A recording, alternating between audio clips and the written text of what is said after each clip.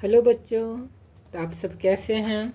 उम्मीद है कि आप सब स्वस्थ होंगे, मस्त होंगे, तैयारी भी अच्छी तरीक़ा से चल रहा होगा।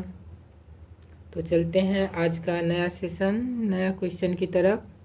तो आप सब तैयार हैं? तो स्टार्ट करते हैं नया क्वेश्चन। आपका पहला क्वेश्चन है, राष्ट्रीय शिक्षा नीति 2020 के तहत 5, 3, 3, 4 चरण में 4 किस चरण को दर्शाता है?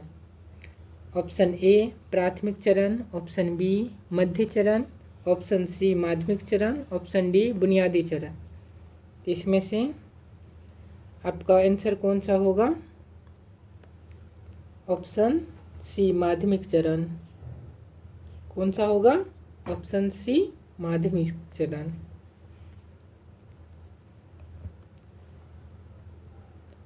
राष्ट्रीय शिक्षा नीति 2020 के तहत प्रस्तावित 5, 3, 3, 4 शैक्षिक चरण में 4 चरण शामिल है। कितने चरण? 4 चरण शामिल हैं। 5 वर्ष मूलभूत चरण, कितने आयु से कितने आयु तक? आयु 3 से 8 तक। 3 वर्ष प्रारंभिक चरण। कौन सा चरण? तीसरा वर्ष प्रारंभिक चरण। कितने वर्ष के लिए? आयु के लिए 8 से 11 वर्ष के लिए। तीसरा वर्ष मध्य चरण, कितने से कितने आयु के लिए? 11 से 14 वर्ष के लिए। चौथा वर्ष माध्यमिक चरण, कितने आयु के लिए? 14 से 18 वर्ष के लिए। तब चलते हैं दूसरे क्वेश्चन की तरफ।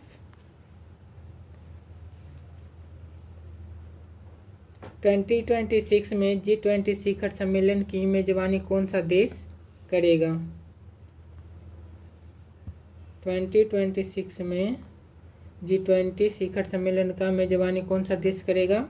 तो option A Bharat, option B दक्षिण Africa, option C USA, option D Brazil. तो इसमें से कौन हो जाएगा? Option C USA।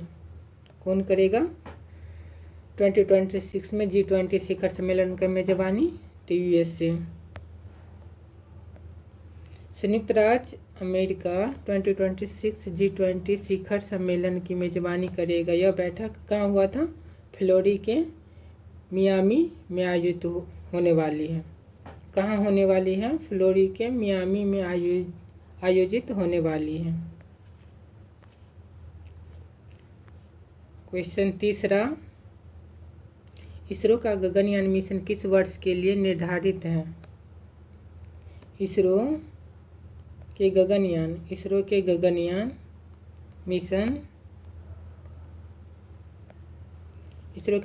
मिशन किस वर्ष के लिए निर्धारित है?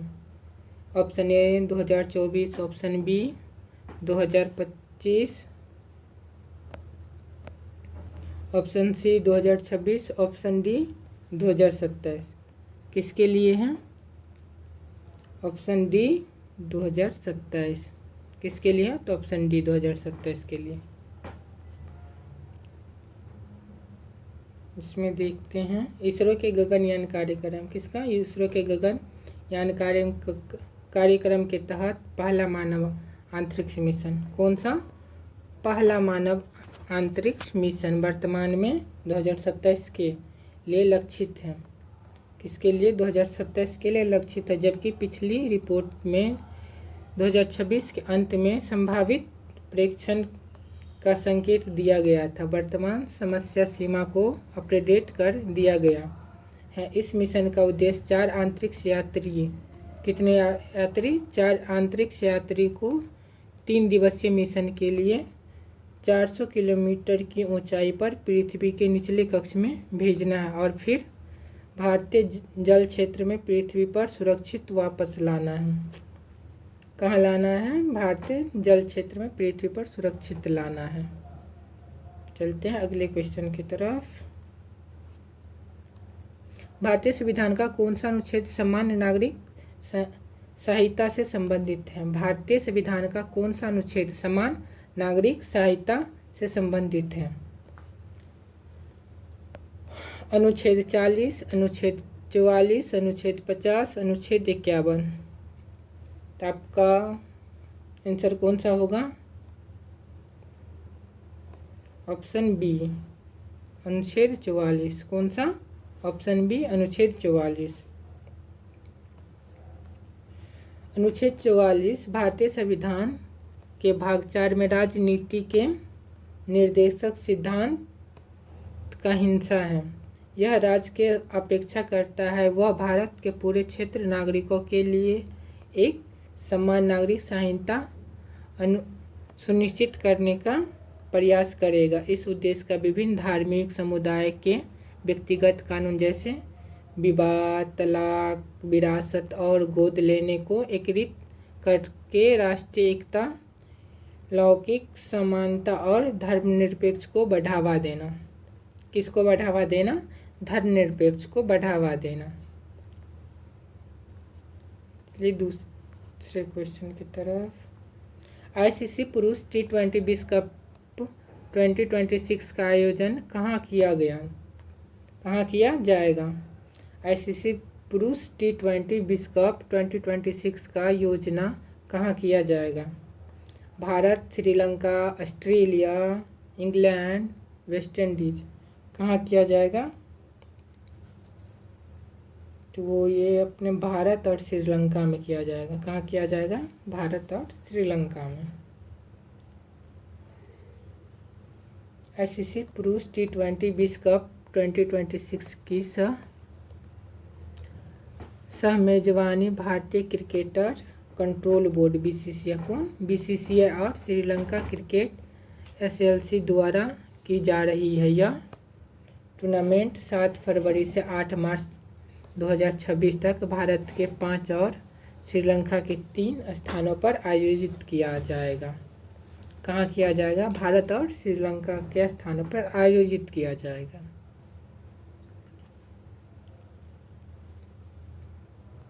मानव शरीर का सबसे बड़ी ग्रंथि कौन सी है? मानव शरीर का सबसे बड़ी ग्रंथि कौन सी है? थायराइड, अग्नाशय, यकृत या पिट्यूटरी? इसमें से कौन सा होगा सही आंसर? तो इसका आंसर आपका होगा यकृत। कौन सा? लीवर, जिसको हम लीवर कहते हैं। एक्सप्लेनेशन के पास आते हैं। तो मानव शरीर के सबसे बड़ी ग्रंथि यकृत है।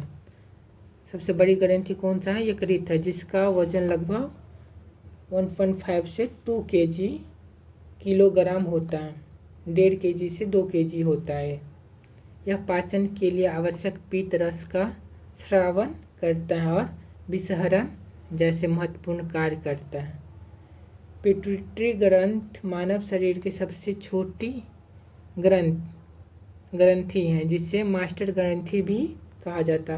क्या कहा जाता? मास्टर ग्रंथि भी कहा जाता है।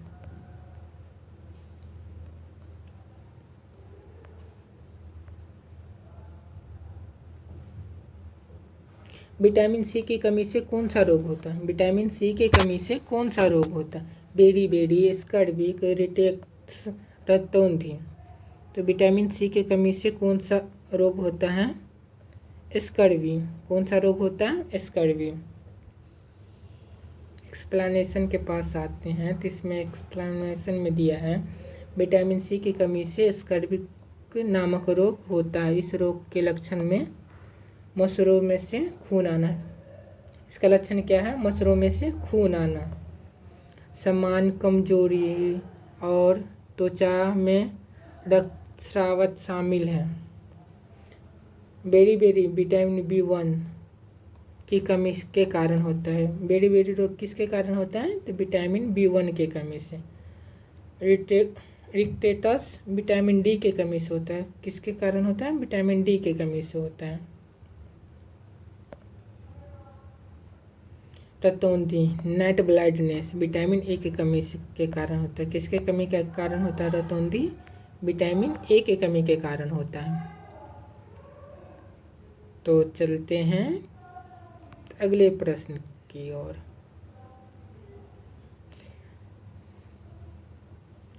हाल ही में चर्चा में रहा प्रोजेक्ट चीता किस राज्य से संबंधित है? हाल ही में चर्चा में रहा प्रोजेक्ट चीता किस राज्य से संबंधित है? मध्य प्रदेश, राजस्थान, गुजरात, कर्नाटक। हाल ही में चर्चा में रहा प्रोजेक्ट चीता किस राज्य से संबंधित है? मध्य प्रदेश, राजस्थान, गुजरात, कर्नाटक। किससे संबंधित हैं? किससे संबंधित हैं?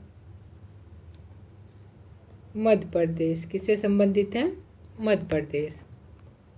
एक्सप्लेनेशन के पास आते हैं तो इसका प्रोजेक्ट चीता भारत सरकार का एक महत्वाकांक्षी परियोजना है। इसे 17 सितंबर 2022 को शुरू किया गया। इसको कब शुरू किया गया है? 17 सितंबर 2022 को शुरू किया गया था। इसका मुख्य उद्देश्य 1952 में भारत से विलुप्त हो चुके चीते को फिर से देश के जंगलों में बसाना है। क्या करना है? 1952 में भारत के विलुप्त हो चुके चीतों को फिर से देश के जंगलों में बसाना है। इस प्रोजेक्ट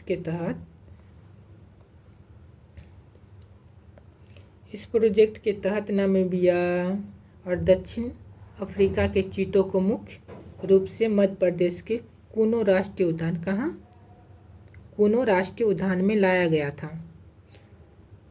कूनो नेशनल पार्क से कुछ चीते को बाद में मध्य प्रदेश के ही गांधी सागर वन्यजीव अभयारण्य में स्थानांतरित करने की भी योजना है। कभी कभी कूनो पार्क से निकलकर चीते राजस्थान के 12 जिले में बादशाहबाद और किशनगंज वन में क्षेत्र में भी पहुंच जाते हैं, जिससे दोनों राज्यों के वन विभागों के बीच चर्चा होती रहती है। चीता फेलिड परिवार का सदस्य और विश्व का सबसे तेज स्थलीय स्तनपायी है। जहाँ पे आप सबको समझ में नहीं आए तो आप कमेंट करके बता सकते हैं, तो उसके अकॉर्डिंग हम आप सबके लिए वीडियो बना देंगे।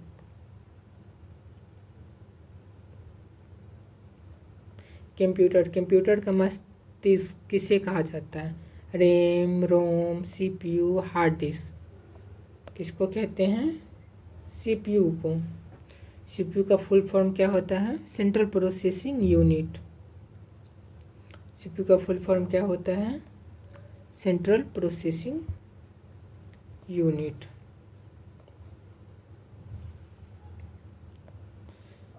सेंट्रल प्रोसेसिंग यूनिट सीपीयू को अक्सर कंप्यूटर का मस्तिष्क या हृदय कहा जाता है। क्या कहा जाता है?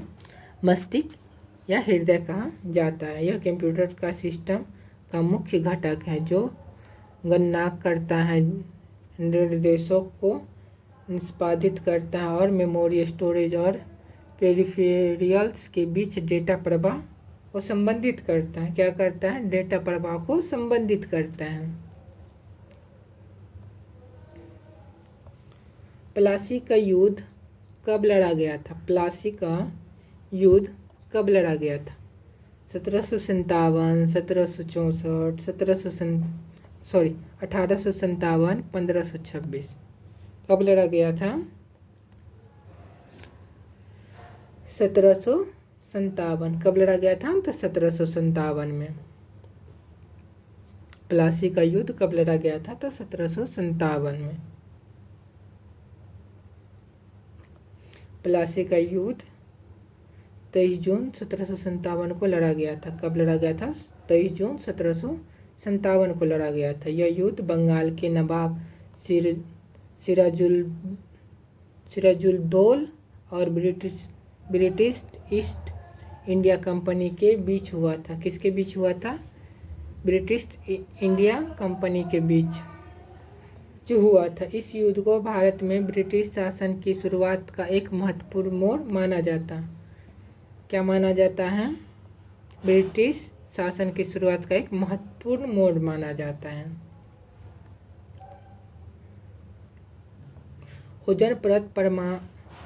ओजोन परत वायुमंडल की किस परत में पाई जाती है? ओजोन परत वायुमंडल के किस परत में पाई जाती है? ओजोन परत वायुमंडल के किस परत में पाई जाती है?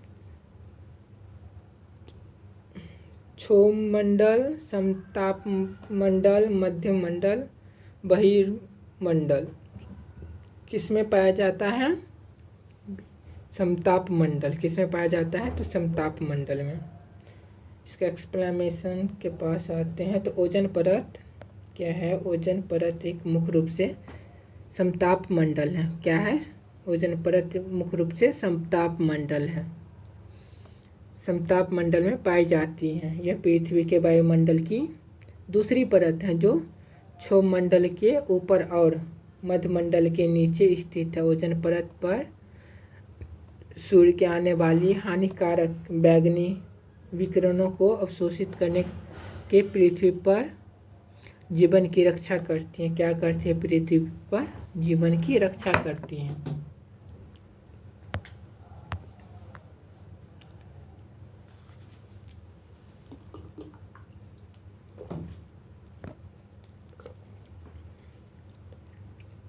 भारत का पहला डार्क स्काई रिजर्व कहाँ स्थापित किया गया? भारत का पहला डार्क स्काई रिजर्व कहाँ स्थापित किया गया है? लद्दाख, सिक्किम, हिमाचल या उत्तराखंड? भारत का पहला डार्क स्काई रिजर्व कहाँ स्थापित किया गया है? लद्दाख, सिक्किम, हिमाचल या उत्तराखंड? कहाँ किया गया है? तो ये आपका लद्दाख किया गया है। कहाँ किया गया? लद्दाख किया गया। चलिए तो इसका एक्सप्लेनेशन देख लेते हैं।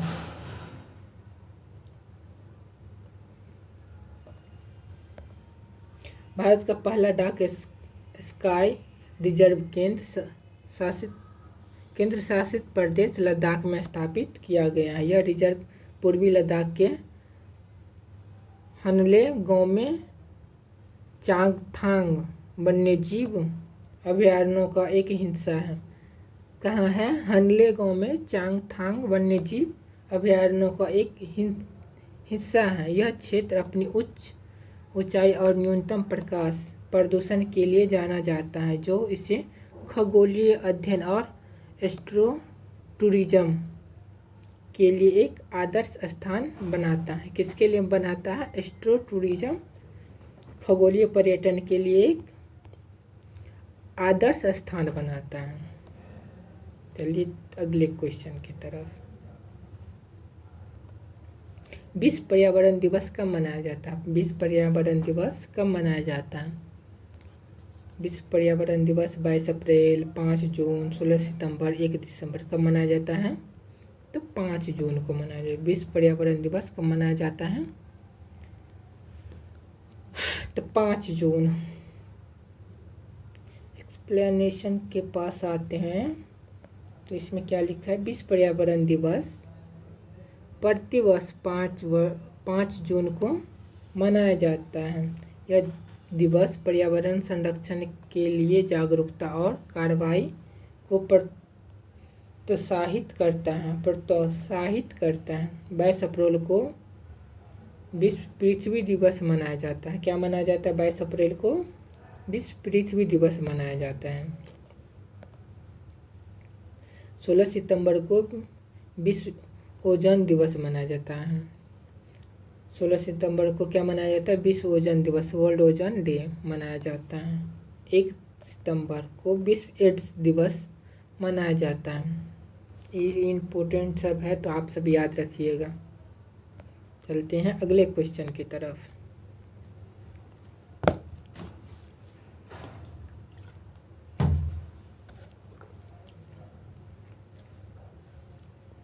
नीति आयोग के अध्यक्ष कौन होते हैं? नीति आयोग के अध्यक्ष कौन होते हैं? राष्ट्रपति, वित्त मंत्री, प्रधानमंत्री या आरबीआई गवर्नर? नीति आयोग के अध्यक्ष कौन होते हैं? राष्ट्रपति, प्रधानमंत्री, वित्त मंत्री या आरबीआई गवर्नर? कौन होते हैं? प्रधानमंत्री होता है। नीति आयोग के अध्यक्ष कौन होते हैं? प्रधानमंत्री होते हैं। नीति आयोग के पदेन अध्यक्ष भारत के प्रधानमंत्री होते हैं। यह एक कार्यकारी निकाय है जिसमें 2015 में योजना आयोग के स्थान पर स्थापित किया गया था। कब स्थापित किया गया था? 2015 में योजना आयोग के स्थान पर स्थापित किया गया था। तो ये सब इम्पोर्टेंट है, इस भी सब आप सब याद रखिएगा इसको।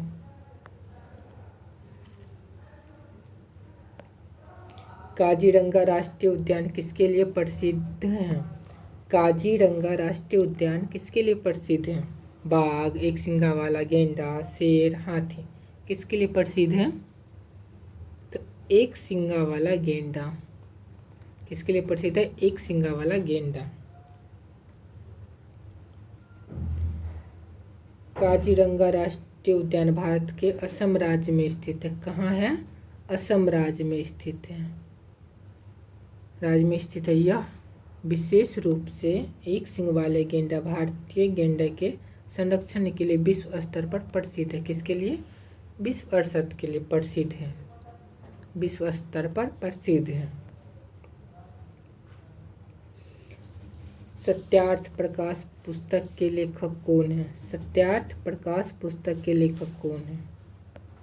सत्यार्थ प्रकाश पुस्तक के लेखक कौन है? राजा राममोहन राय, स्वामी दयानंद सरस्वती, विवेकानंद, गांधी जी। तो इसका सही आंसर क्या होगा? स्वामी दयानंद सरस्वती। क्या होगा? स्वामी दयानंद सरस्वती। सत्यार्थ प्रकाश कौन सा? सत्यार्थ प्रकाश, सत्य के अर्थ का प्रकाश या सत्य का प्रकाश। इसको सत्य के अर्थ का प्रकाश भी कह सकते हैं या सत्य का प्रकाश भी कह सकते हैं। पुस्तक के लेखक स्वामी दयानंद सरस्वती है। यह पुस्तक मूल रूप से हिंदी में वर्ष 1875 में लिखी गई थी। कब लिखी गई थी? तो 1875 में लिखी गई थी। सत्यार्थ प्रकाश पुस्तक का नाम है। कब लिखी गई थी? 1875 में। यह पुस्तक मूल रूप से हिंदी में लिखा गया था, हिंदी में। ये सब आप याद रखना। स्वराज मेरा जन्मसिद्ध अधिकार है का नारा किसने दिया था? स्वराज मेरा जन्मसिद्ध अधिकार है का नारा किसने दिया था? भगत सिंह, बाल गंगाधर तिलक, लाला लाजपत राय, सुभाष चंद्र बोस। किसने दिया था? तो आपको ये दिया था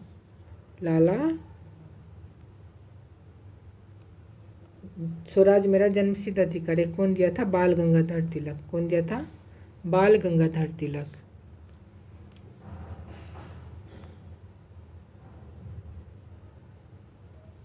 प्रसिद्ध नारा कौन सा? प्रसिद्ध नारा स्वराज मेरा जन्मसिद्ध अधिकार है और मैं इसे लेकर रहूँगा।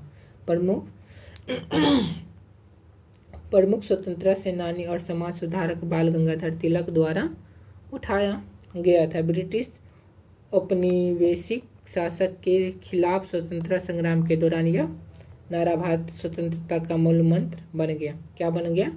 भारत स्वतंत्रता का मूल मंत्र बन गया। भारत की सबसे लंबी नदी कौन सी है? भारत की सबसे लंबी नदी कौन सी है? यमुना, ब्रह्मपुत्र, गंगा, गोदावरी। यमुना, ब्रह्मपुत्र, गंगा, गोदावरी। कौन सा है? तो गंगा।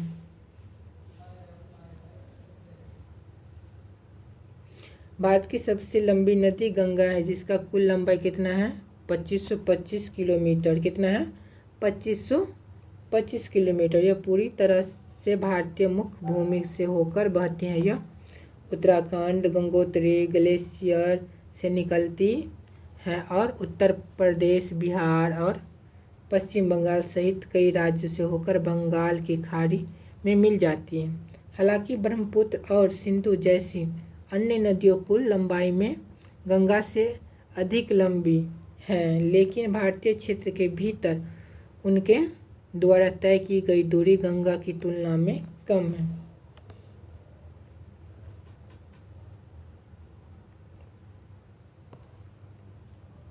मौलिक अधिकार संविधान के किस भाग में है? मौलिक अधिकार संविधान के किस भाग? भाग 2, भाग 3, भाग 4, भाग 5 किस में है?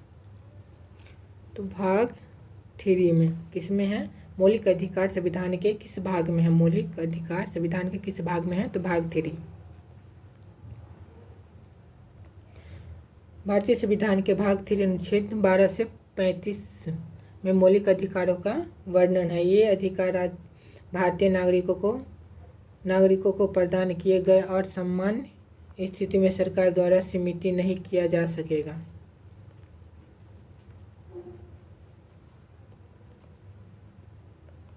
दूध की शुद्धता मापने वाला यंत्र कौन सा है?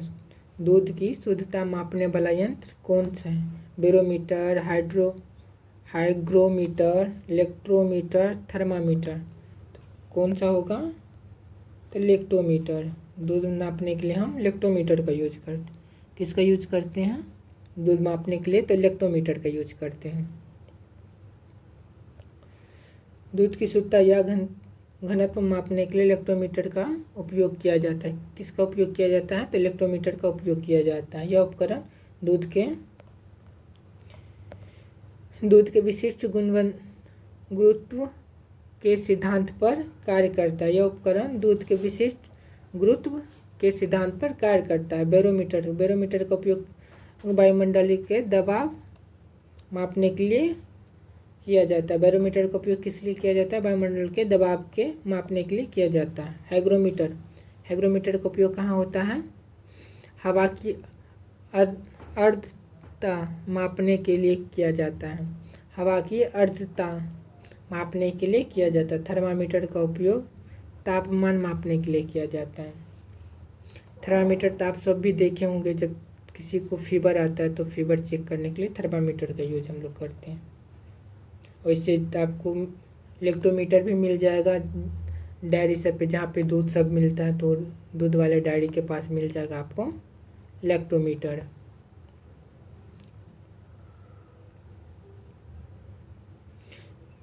दो 2026 फीफा वर्ल्ड कप कितने देशों में आयोजित होगा?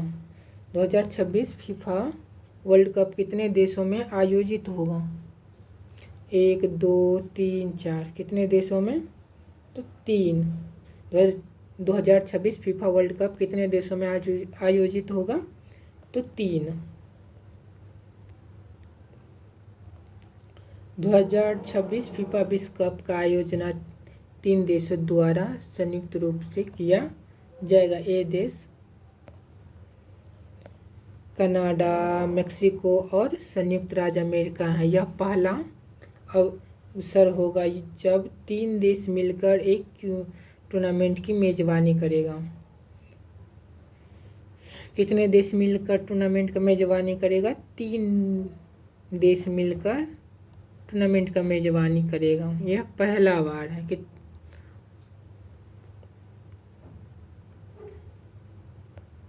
भारत रत्न 2024-25 के संदर्भ में किससे सम्मानित किया गया? भारत रत्न 2024-25 के संदर्भ में किसे सम्मानित किया गया? कर्पूरी ठाकुर, लाल कृष्ण आडवाणी, उपरोक्त दोनों इनमें से कोई नहीं। तो किसको? कर्पूरी ठाकुर, लाल कृष्ण आडवाणी, इस दोनों को सम्मानित किया। इसके साथ 3 और जुड़ गए हैं, तो इसमें से कौन सा ऑप्शन होगा? उपरोक्त दोनों, ए और बी दोनों बताते 3 और कौन जुड़ा है। 2024 में केंद्र सरकार ने घोषणा की कर्पूरी ठाकुर और लाल कृष्ण आडवाणी दोनों को भारत के सर्वोच्च नागरिक सम्मान भारत रत्न से सम्मानित किया जाएगा। बाद में 3 अन्य व्यक्ति PV नरसिम्हा राव, चौधरी चरण सिंह और MS स्वामीनाथन को भी इस पुरस्कार से सम्मानित किया गया, जिससे कुल कितने आदमी हो गए? 5 आदमी।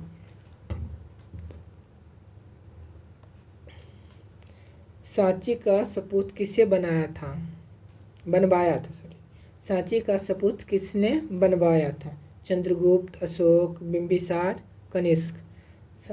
सांची का सपूत किसने बनवाया था? सांची का सपूत किसने बनवाया था? चंद्रगुप्त, अशोक, बिंबिसार, कनिष्क। किसने बनवाया था? तो अशोक ने बनवाया था। किसने बनवाया था? सांची का सपूत किसने बनवाया था? तो अशोक ने बनवाया था। सांची का सपूत महस्तूप मूल रूप से 3री शताब्दी ईसा पूर्व में मौर्य साम्राज्य अशोक द्वारा बनाया गया था। किसके द्वारा बनाया गया था? मौर्य साम्राज्य अशोक द्वारा बनाया गया था। यह भारत के सबसे पुरानी पत्थर की संरचनाओं में से एक है। क्या है? भारत की सबसे पुरानी पत्थरों की संरचनाओं में से एक है।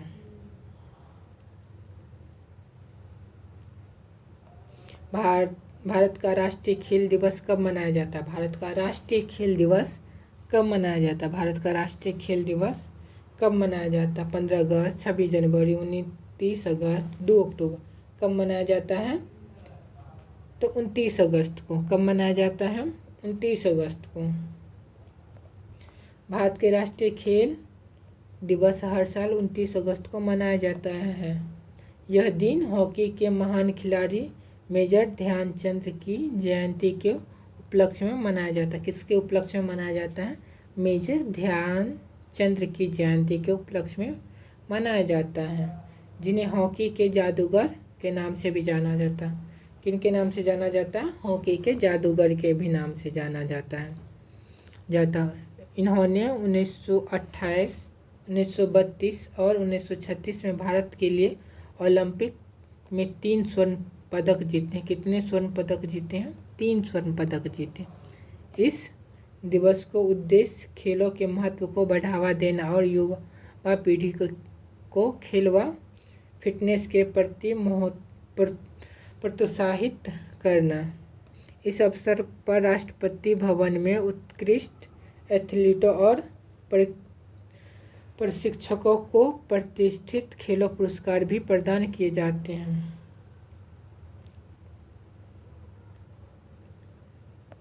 जीएसटी भारत में किस तारीख को लागू हुआ था? जीएसटी भारत में किस तारीख को लागू हुआ था? 1 जुलाई 2017, 1 अप्रैल 2017, 15 अगस्त 2016, 1 जनवरी 2018। कब लागू हुआ था? तो ये आपका 1 जुलाई 2017। कब लागू हुआ था? तो 1 जुलाई 2017। भारत के वस्तु एवं सेवा कर जीएसटी 1 जुलाई 2017 को लागू किया गया था। यह स्वतंत्रता के बाद से देश का सबसे महत्वपूर्ण अप्रत्यक्ष कर सुधार है। क्या है? महत्वपूर्ण अप्रत्यक्ष कर सुधार है।